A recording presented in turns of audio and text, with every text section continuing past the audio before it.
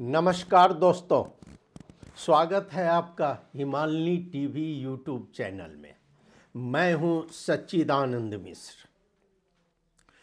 मित्रों, आतंकवाद का आतंक तो हम लोग बराबर सुनते आ रहे हैं, लेकिन अभी जो आतंक मचा हुआ है यह अमेरिका के वर्तमान प्रेसिडेंट श्री ट्रंप जी का। ट्रंप जी ने कुछ ऐसा निर्णय कर दिया है जो कि वो स्वभाव से जाने जाते हैं, जिससे कि पूरा दुनिया जो है सो परेशानी में पड़ गया है। मैं आपको यही बता रहा हूँ कि आज ट्रंप के बारे में उसका निर्णय क्या है और हमारे नेपाल पर क्या असर पड़ेगा, चूँकि बेचैनी तो पूरे नेपाल भर में भी है।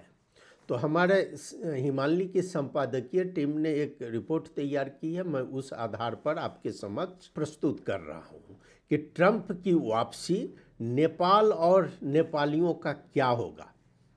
जी हाँ, ट्रंप के निर्णयों में अवैध अप्रवासियों को निष्कासित करना, मैक्सिको की सीमा पर आपातकाल की स्थिति घोषित करना, ग्रीनलैंड का स्वामित्व लेना, विश्व स्वास्थ्य संगठन से अमेरिका को अलग करना, जलवायु परिवर्तन पर पेरिस समझौते से हटना और अमेरिका में जन्म लेते ही अमेरिका की नागरिकता देने वाली नियम को पूर्ण रूप से खारिज कर देना, यह पूरी दुनिया भर में हलचल मचा दी है।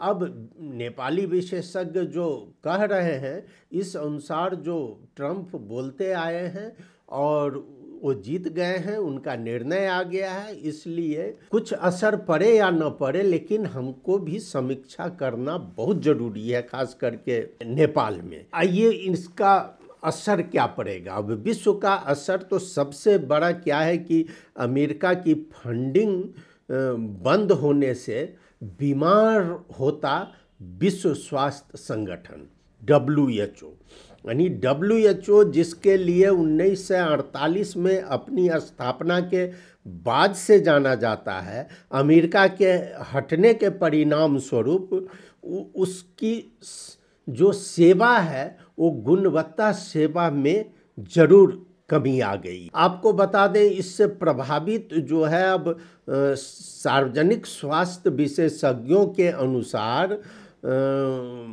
नेपाल में, भारत में भी महामारी की तैयारी, टीबी, एड्स रोगजनक और एंटीबायोटिक प्रतिरोध निगरानी तथा अन्य कार्यक्रम को अपने तहत लेना पड़ेगा और इसके लिए खोजना पड़ेगा कुछ दाता कंट्री को, और इस पर सतर्कता अपनानी चाहिए।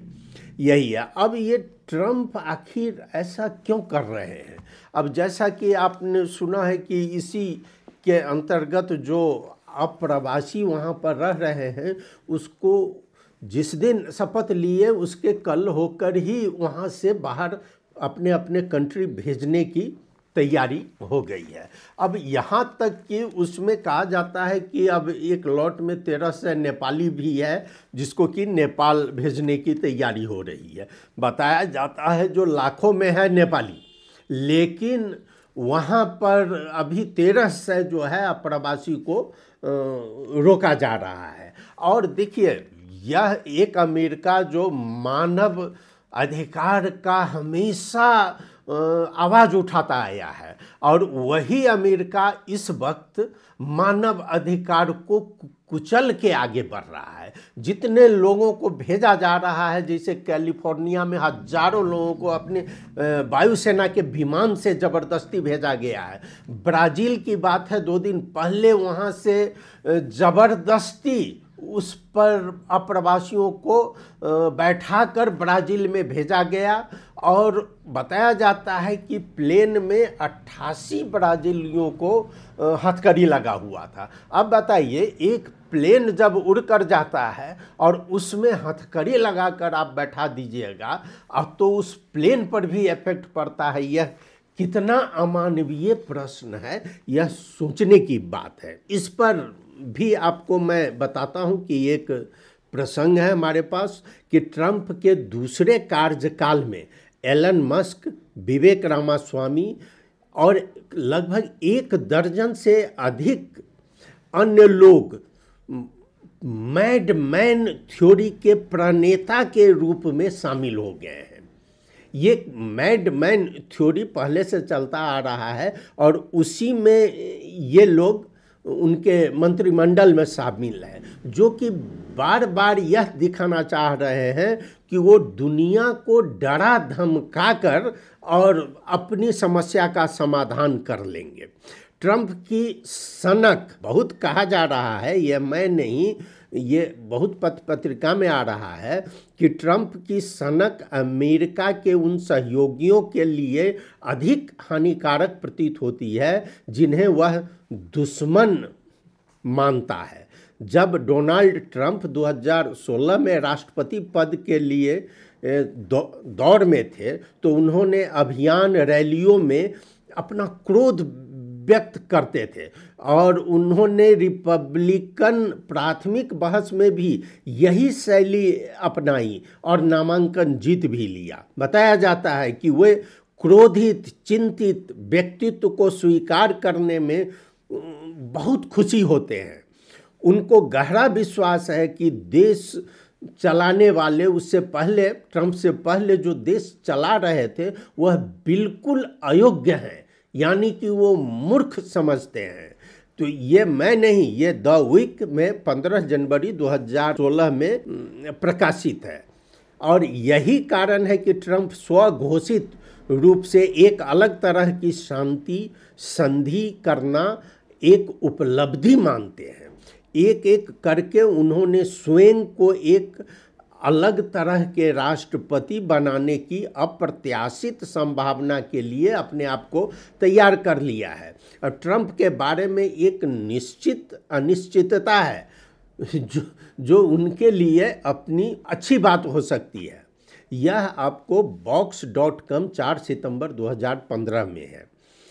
अब इसी प्रकार का आपको हम बता देते हैं कि ट्रंप तो आ गए, अब नेपाल में इसका क्या प्रभाव पड़ेगा। ये हमारा संपादक का इसमें टिप्पणी है कि अमेरिकी राष्ट्रपति डोनाल्ड ट्रंप के कार्यकारी आदेश के साथ नेपाल में अमेरिकी अनुदान सहायता से चलने वाले सभी कार्यक्रम निलंबित कर दिए गए हैं। संयुक्त राज्य अमेरिका की अंतर्राष्ट्रीय विकास एजेंसी USAID, जिसकी नेपाल सरकार के साथ 5 साल की रणनीतिक साझेदारी है, ने वित्त मंत्रालय, गैर सरकारी संगठनों को और गैर लाभकारी कंपनियों को एक पत्र लिखकर सूचित किया है कि नेपाल सरकार के साथ अनुदान वित्त पोषित कार्यक्रम फिलहाल स्थगित कर दिए गए हैं। USAID ने शनिवार को वित्त मंत्रालय के इसी शनिवार को अंतर्राष्ट्रीय वित्तीय सहायता समन्वय प्रभाग के प्रमुख धनीराम शर्मा को एक पत्र लिखा था। पत्र में कहा गया है कि अमेरिकी अनुदान के तहत संचालित सभी कार्यक्रम G2G और अनुबंध पर आधारित निलंबित कर दिए गए हैं। यह हमारे हिमालय का संपादकीय टीम डॉक्टर श्वेता दीप्ति द्वारा लिखा गया है। पत्र में कहा गया है USAID नेपाल समझौतों, अनुदानों, सहयोगों, समझौतों और अन्य सहायता साधनों के तहत कार्यक्रमों को तत्काल रोक दिया गया है, इसको निलंबित कर दिया गया है। देखिए इसमें कौन कौन सा सबसे ज़्यादा पड़ता है। स्वास्थ्य, शिक्षा, कृषि और समावेशी नीतियों, जैसे अब पानी, रोड, ये सभी जो चल रहे थे इसके मातहत वो सभी बंद कर दिए गए हैं, सभी निलंबित कर दिए हैं। एक वित्त अधिकारी ने कहा, उसके जो पत्र में कहा गया है कि राष्ट्रपति ट्रंप के निर्णय को लागू करने के लिए 90 दिनों के लिए वित्त पोषण निलंबित कर दिया गया है तथा यह स्पष्ट नहीं किया गया है कि इसके बाद क्या होगा। यह बहुत अनिश्चितता का वातावरण यहाँ पैदा हो गया है। अब सबसे ज़्यादा यहाँ पर नेपाल में जो चर्चा हो रही है वह एमसीसी को लेकर। अब एमसीसी क्या है? मिलेनियम चैलेंज कॉरपोरेशन, एमसीसी एक अलग कार्यक्रम है अमेरिकी सरकार का। यद्यपि सरकार और एमसीसी के बीच 29 भाद्र 74 को समझौता हो गया था, लेकिन परियोजना का क्रियान्वयन 13 भाद्र 80 को हो सका। प्रारंभिक समझौते में कहा गया है कि $697 मिलियन की परियोजना के लिए अमेरिकी सरकार $500 मिलियन और नेपाली सरकार $197 मिलियन खर्च वहन करेगा। अब बताइए, जो इस परियोजना में एकदम सभी परेशान हैं ये ट्रंप के फैसले से। अब रविवार तक कार्यक्रम के निलंबन के बारे में कोई जानकारी नहीं मिली है, ये एमसीसी के अधिकारी बताते हैं, ये चुपचाप। अब जो अधिकारी हैं इस निर्णय को सभी अपने पक्ष में लेना चाहते हैं और अपने पक्ष में, अब जैसे कर्मचारी का सैलरी नहीं मिल पाना, तो इनका कहना है कि उसमें लिखा हुआ नहीं है कि कर्मचारी का सैलरी नहीं मिलेगा, उसको दिया जाएगा या नहीं। अब लेकिन जैसे ही यह खबर आई, उसमें जितने भी यहाँ के आईएनजीओ हैं उसमें त्राही त्राही मचा हुआ है। यानी कि सब आईएनजीओ का काम ठप पड़ गया है। और वह भी यह ट्रंप का कोई 1 महीना का निर्णय नहीं है, 90 दिन का निर्णय है। हालांकि एमसीसी के बारे में आज ही पत्रिका में आया है कि एमसीसी परियोजना में अनुदान न रोकने, ये मौखिक आश्वासन अमेरिका के वर्तमान राजदूत है यहाँ थॉमसन, वह हमारे विदेश सचिव से मिलकर आश्वासन दिए हैं कि ये अमेरिकी परियोजना है, ये इसमें कोई असर नहीं पड़ेगा। ये सांत्वना देने वाली बात है और ये कुछ हद तक सही भी है, चूँकि एमसीसी परियोजना में अमेरिका का स्वार्थ है और स्वार्थ रखा हुआ है और वो ज़बरदस्ती उसको यहाँ से बहुत चीज़ संचालन करना है और नेपाल में रहना उसके पक्ष में है। इसलिए हो सकता है कि हमें इस पर कोई असर नहीं पड़ेगा और इसीलिए एम्बेसडर जाकर बोल कर आए हैं, लेकिन वो अमेरिकन एम्बेसडर ने और किसी चीज़ के बारे में कुछ बात नहीं कही है। इसलिए बहुत ही मुश्किल में है। अभी जिससे आप बात कीजिएगा हर जगह यही परेशानी है कि अब क्या किया जाएगा और किस तरह काम आगे बढ़ाया जाए। अब ये ट्रंप की नीति जो है सो इसको कहा गया है, जो जिस तरह एक व्यक्ति पागल जैसा काम करता है लोगों को वही लग रहा है। और एक बात सही भी है कि जब अमेरिका पैसा देता है तो हम लोगों को अच्छा लगता है और जब पैसा बंद हो जाता है, यह केवल अमेरिका से नहीं ये हर देश के लिए है, तो हम छटपटाने लगते हैं। तो वही नेपाल में एक छटपटाहट फील हो रही है कि अब क्या होगा। अब वो अमेरिका है, अब स्वार्थ तो स्वार्थ है वहाँ, वो अपने देश के लिए सोच रहा है। तो आज अभी तक विदेशियों अप्रवासियों बहुत सारे जो नज़दीक कंट्री में गए हैं वहाँ से चुपचाप अमेरिका में घुस गए हैं और वो लोग चाहते हैं कि वहाँ बैठकर कुछ अर्न करें, लेकिन उन सब पर अब ये ट्रंप का डंडा चल रहा है और इस डंडा के बाद अब क्या होगा वह कहना मुश्किल है। एक और विश्लेषण दिया गया है कि आधुनिक अमेरिकी राजनीति में सनकी आदमी सिद्धांत, मैन थ्योरी, इसको सनकी आदमी सिद्धांत का शैक्षणिक आधार हार्वर्ड विश्वविद्यालय के विद्वानों थॉमस सेलिंग, डेनियल एल्सबर्ग और हेनरी किसिंजर के विचारों पर आधारित प्रतीत होता है। सेलिंग